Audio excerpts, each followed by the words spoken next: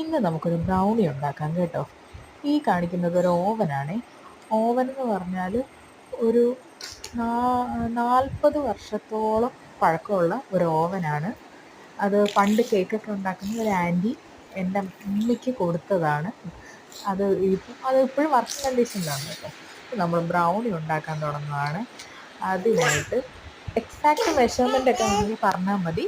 നമ്മൾ ആഡ് ചെയ്യുന്നത് പഞ്ചസാര, പൗഡേർഡ് ഷുഗർ ആയിരുന്നെങ്കിൽ ബെസ്റ്റ് ആയിരുന്നു. ഗ്രാനുലേറ്റഡ് ആയതുകൊണ്ട് ബുദ്ധിമുട്ടുണ്ടായിരുന്നു.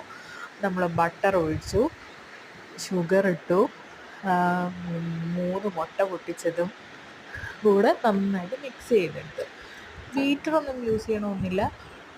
സാധാ വിസ്ക് പോലത്തെ വിസ്ക് വെച്ചിട്ടായാലും നമുക്ക് ചെയ്യാൻ പറ്റും.